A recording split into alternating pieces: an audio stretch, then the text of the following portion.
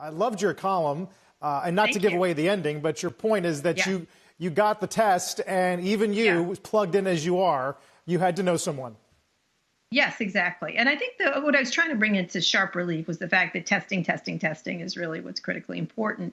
And one of the things, is how hard it is to do this. And Scott Galloway and I talked about this on Pivot, how to get the test, how to get both tests, both the coronavirus test and this antibody test, is a confusing mishmash and a mess. And when you see pictures from Korea or Germany this week of people opening up, you wish we would get this in place so that we could know with more certainty, at least, not perfect certainty, what's wrong with us, or if we have the antibody test, or if we're safer, or what we should be careful of. And so I was trying to bring that idea in it, but I literally had to go to like one of those ones that are not certain. There's about 90 the FDA has allowed to sell without approval. And so there's a lot of really crappy tests out there, really, pretty much.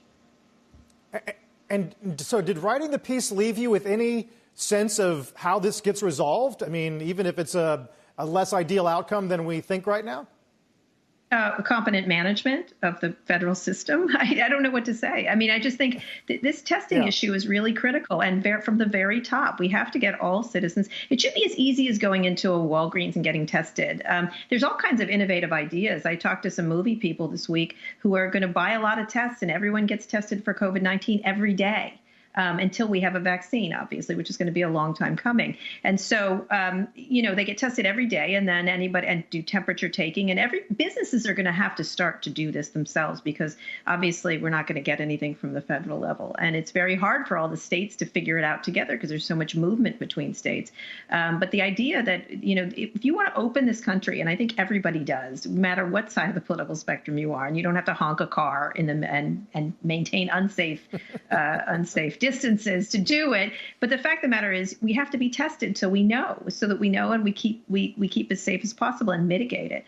Everyone doesn't have to be inside if we do proper testing or do proper social distancing, as long as we have some idea. And so that's what I was trying to get through with this idea, is how hard it is to get this test and how important it is to have it. One of the many tests. There's 2 or 3. Yeah.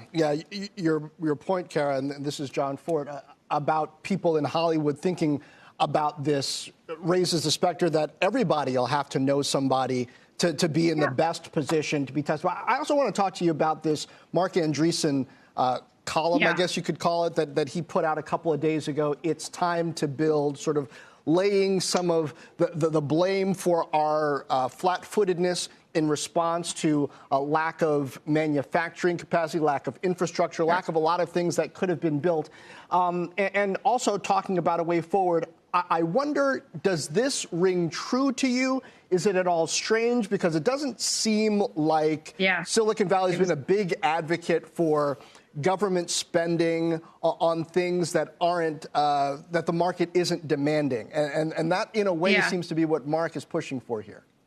Yeah, they're all capitalists on the way up and socialists on the way down, I guess. I don't know what to say. It's interesting coming from the man who wrote Software is Eating the World, right? And advocating that, and that this is a good thing, is that we're software, who cares about manufacturing? We can offload that over to other countries. The analog world has hit back pretty hard, in the idea that we need vaccine capabilities or manufacturing of housing or doing other things. It was an interesting take. I think the idea he was saying is we have to have that can-do spirit. I think that's what was going on there. We have to build. I can't imagine he wouldn't be a critic, though, of if we had an excess capacity of things, if they were just sitting there waiting for a disaster. That's not really a mentality of Silicon Valley. I think it's a little bit more of, I'm not sure what was going on in that essay, but it was an interesting take from someone. And I do think a lot of people in Silicon Valley are sort of not knowing what to do in terms, some people are doing amazing things like Mark Benioff, like trying to mitigate the situation. But how do you deal with this interconnected world when something like this happens? And I think it's hard to, especially with a group of people who've been pushing the idea that software is really the one that dominates, which is not untrue still. But the fact of the matter is, you also have to have manufacturing capabilities on some level. It was an interesting essay. I have to really think harder about it, about what he's trying to say. But I think a lot of people in Silicon Valley don't quite know what the next step is and how we move forward from an innovation point of view. And America 2.0. I interviewed Mark Cuban today. And that's a really interesting interview about this idea of what is America 2.0.